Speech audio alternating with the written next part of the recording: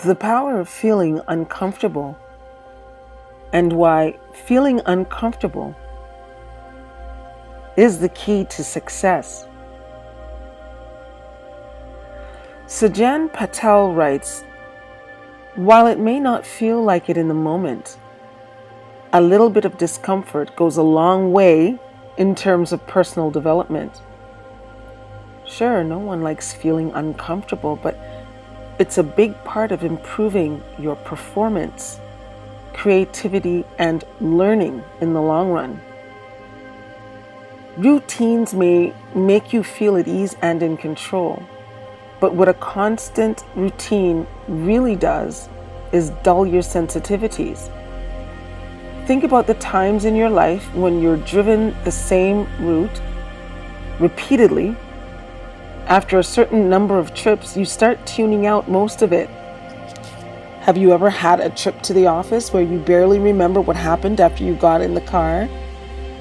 If you don't get out of your comfort zone, you might find yourself tuning out much of your life on a daily basis. But when you go out of your way to experience new things, or when you let new things happen to you, your body creates brand new neural pathways that fuel your creative spark and enhance your memory. In one study, researchers tested the memory of participants by showing them images which were rated as novel, familiar, and very familiar. The best results came when people were shown a novel image followed by a familiar one. So while repetition helps with memory, mixing in new information is important as well. That's why being uncomfortable is something you should embrace. And putting yourself in new and unfamiliar situations triggers a unique part of the brain that releases dopamine, nature's make you happy chemical. Here's the mind blower: that unique region of the brain is only activated when you see or experience completely new things. Few people actually enjoy the feeling of being uncomfortable. The challenge is to get past that initial feeling of wanting to return to the norm, so you can grow and benefit from that discomfort. 4 steps to managing discomfort. 1. Get a clear head. When you're feeling uncomfortable about something, it can seem like there's a drum beating inside your mind. There's no way to make a sound decision when you feel like this, so you need to clear the noise. The best way to do that is different for every person, but it could take the form of reading, a good conversation with an old friend, or quiet meditation. Number 2, identify the source. It might be completely evident to you what the source of your discomfort is, and what you may not be able to immediately recognize is why you're feeling the way you are. What is it about the situation that's triggering the feelings? Are you terrified of rejection from your first outreach email? Or are you embarrassed about being on camera in an explainer video? Do you need to pitch an investor and are suffering from imposter syndrome? I can guarantee that scaling and growing a business is going to be a source of discomfort for a lot of entrepreneurs. Change can be a difficult pill to swallow for anyone, especially when the business you started, that's been operating just fine and growing, suddenly needs to change.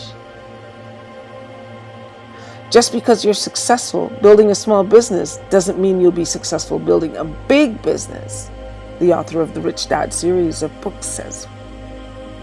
Sudden change brings discomfort you never even thought would surface. The key is to recognize where it's coming from so you can legitimize it and act accordingly. And that leads to the greater reward. Number 3, reflect. Think about another time when something you did brought up similar feelings of discomfort. And how did that play out for you? This is your opportunity to celebrate the small wins you previously had and remind yourself of the growth that came from a previously uncomfortable situation. Number 4, take the plunge. Many times there's so much you want to do and you have so many ideas you want to explore that you struggle to take action on any of them. And that discomfort, fear, or uncertainty paralyzes you.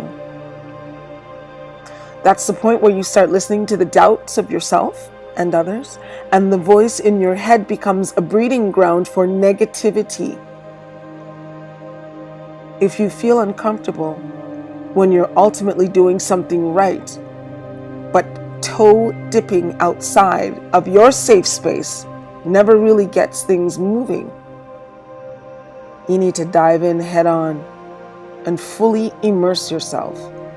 That might be more stressful, but there's no better way to get the process going so you move beyond that one thing holding you back.